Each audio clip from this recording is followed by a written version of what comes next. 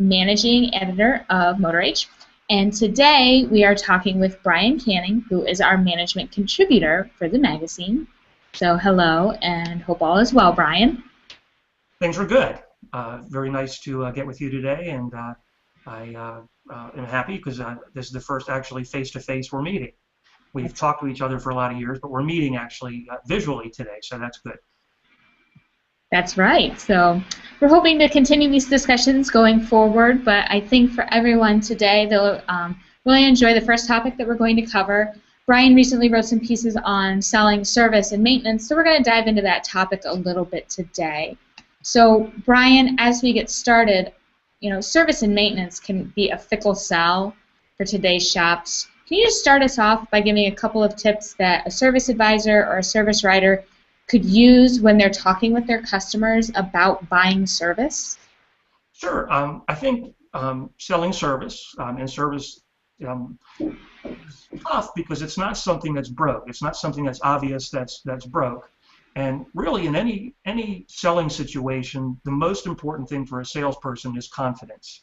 Mm-hmm. So I think as shop owners, as managers, and something we haven't done really well as an industry is you have to really sell your salespeople on maintenance. They have to feel good and comfortable about selling maintenance. It's not just saying, well, go sell that and life is good, but they have to feel good that it's good for the customer, it's good for the vehicle, it's good for the business that we sell maintenance.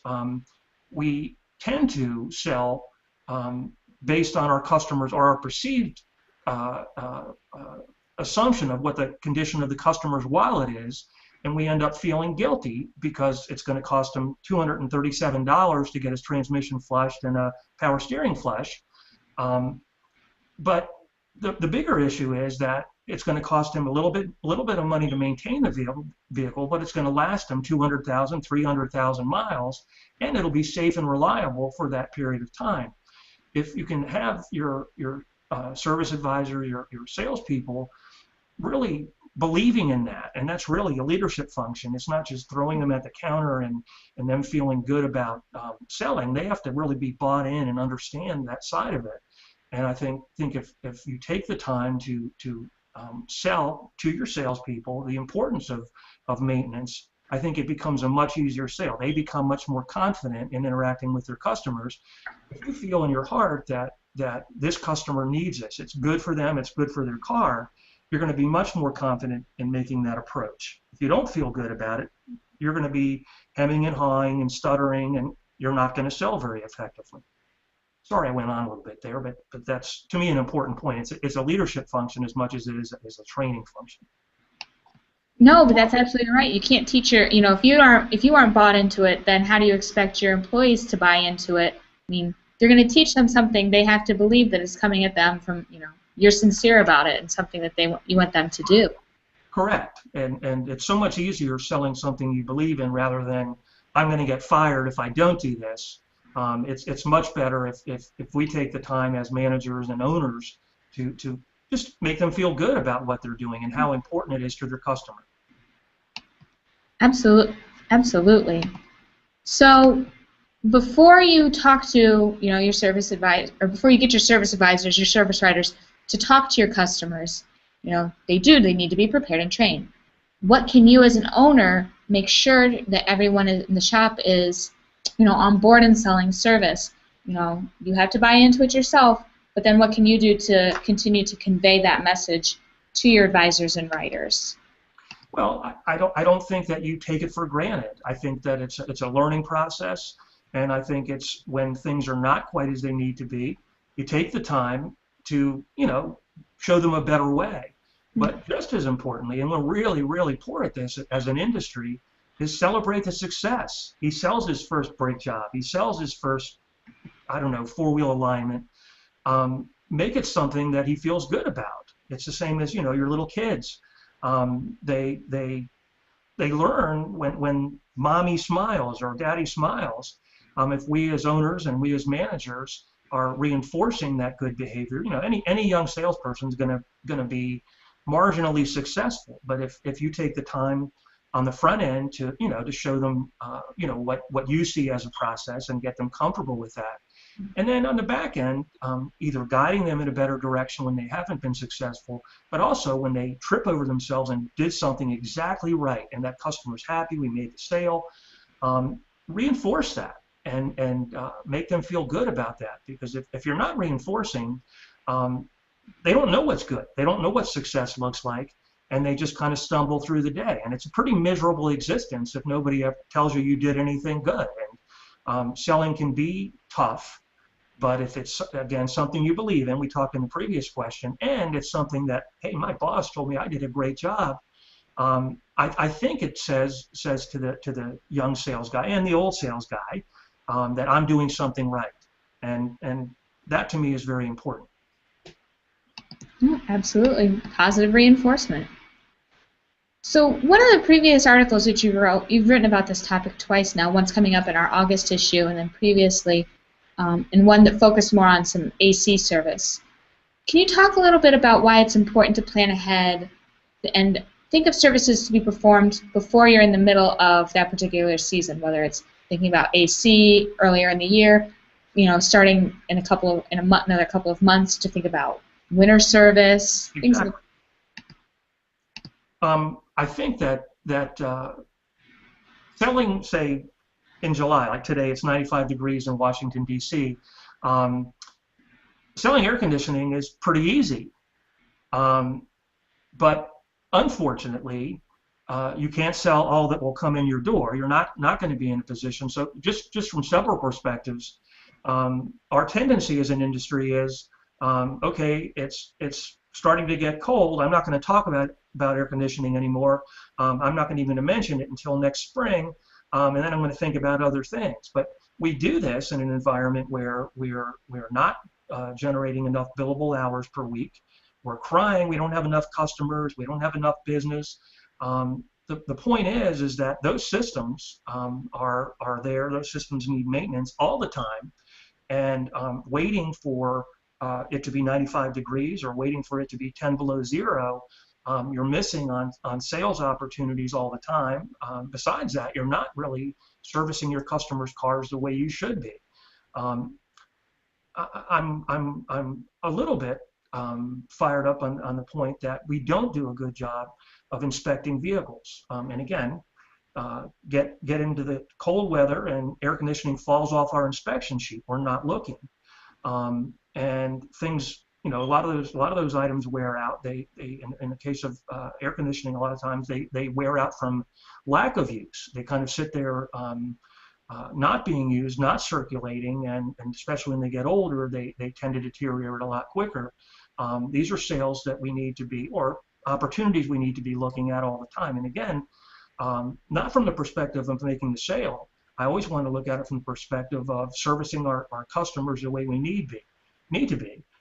Waiting until it's 95 degrees out to start talking to our customer about air conditioning, to me, is not servicing that customer the way they should be.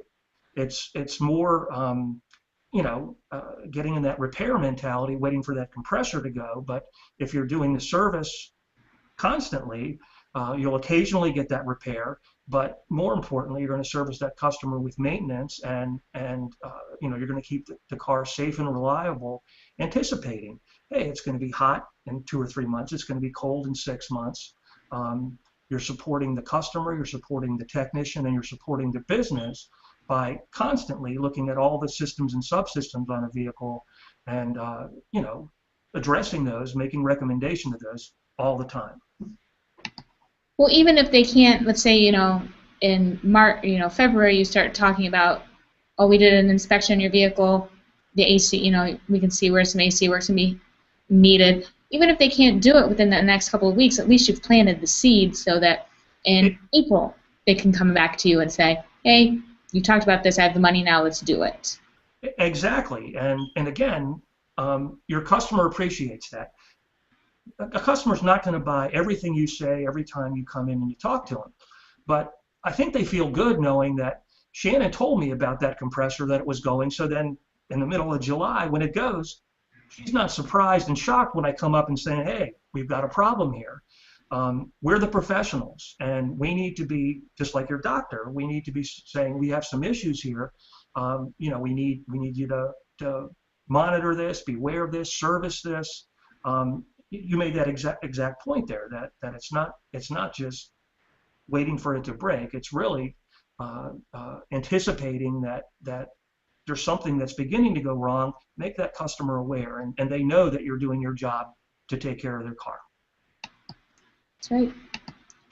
Well, then, what kind of resources can a service advisor or a service writer have with them to back up their approach, to back up what they're telling today's customers? Um, and I think that's a really great question. Um, People, and I would say people today especially, want to know why, and they want to see visual.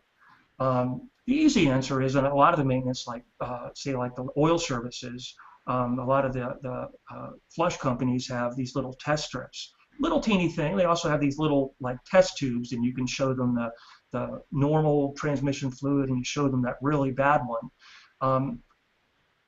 In almost any service, almost in any repair you can do, that visual is extremely important. I see in a lot of tire facilities or places that do tire and suspension work, they have shocks, a good shock, a bad shock. A lot of people just have no idea how a car works, but you can certainly show them, logically, rationally, what the engineering of it is. My tires are wearing out. Well, let me show you this shock here and what it does or tries to do for you. But Mr. Jones, your shock is worn out, and that's why you're getting that uneven wear. I think even going one further, and anything you can have in your hand is great. I think photos, actual parts, and I even like to take customers to cars. Now, it's not feasible you're going to do that on every car, but when you can and when it's reasonable that you can do that, customers like to see what you're talking about, and showing them on their car is very effective, because it's not me, this might go bad. It's, hey, it's on your car and it's going bad. It's bad. You have this problem, and I think that visual is very important to them. We have to again back up and make sure that we're not there trying to make a sale to them. We're there trying to talk to them about the care and maintenance of their car, and we're making them aware of the things that are going to keep that car safe and reliable, for as long as they want to own it. And when we talk in those terms, they don't want to spend the money, but they understand vehicles need to be repaired, and you're doing your job caring about my car, showing me what's wrong with it. So that visual is very, very important. Absolutely. Well, then, as we wrap up today, do you have any other tips that you could offer for today's service advisors and writers to help them best convey the message of selling service, whether it's in general or ahead of season? Absolutely. First of all, it's not waiting for Mrs. Jones to need that compressor. I think it's on an ongoing basis talking to Mrs. Jones about her car, about keeping her car safe and reliable, and looking down the road, saying that Mrs. Jones, today your compressor is looking good, but we're starting to hear some noise, or we got some metal filings, or whatever. I think it's just keeping them aware of what's going on with their car. And again, it's very important. Look in the mirror and make sure you see or you present somebody that's caring. If they have this leering vulture, they're not going to buy. If there's somebody that is interacting with them, talking to them respectfully, but most importantly, caring about their vehicle, when it comes the time to spend that money, it's not maintenance now. Now it's a repair. We've done our job along the way, and we've advised them that there's things that are coming their way. So when it finally comes, hopefully they've budgeted, they've anticipated. We can do things like make it convenient at least. And again, as an industry, we perceive that the customer's biggest concern is price. But in survey after survey, it's not price. It's making it convenient for me to do this. And if we can take the time to put them in a loaner, make it easy for them to get home, get where they need to get while we work on their car, I think that helps. I think starting today that we talk to them about preventive maintenance. And when those repairs come, they come, but when we talk to them of the need for that, then they'll understand that from time to time I'm going to need to repair, but most of the time I'm going to be maintaining my vehicle. And there's one other thing I would throw in there, and it's not so much in the context of the service per se, but it's more in the service experience. The state of service across all industries is terrible. You go to a restaurant, you go to a movie, you go anywhere, and pretty much you're treated very poorly. I would say, along with being very caring of your customers, find a way to make their visit special. Make them feel taken care of, make them feel important, and make them feel very secure in doing what they're doing. And the one thing that I hear all the time is we try very hard to get them in and out with no headaches, no trouble, but we don't do anything to make them feel special, that they're appreciated. And I would say just take 2 minutes, a minute, and make them feel important. Call them by their first name, ask them how their dog is, or whatever. And along with all the service expertise we have, but just find a way to make it feel like it's important that they're there and that we appreciate their being there. That's it. It's not rocket science, but it's hard to find. And I think making your customers feel good about being there is very, very important. Absolutely. So, well, Brian, I want to thank you today for your time and, digging in a little bit more into some ways that today's shops can better sell service. Appreciate you joining us, and I look forward to talking with you more about future articles, future management topics we have coming up in another one of our chats. That'd be great, Shannon. I'd love that. It'd be great. I look forward to that, and I'll be a little bit more technically prepared than I was today. Absolutely, no worries. So, thanks everyone for joining us today and watching this, and we'll see you in our next conversation. Thank you, Shannon.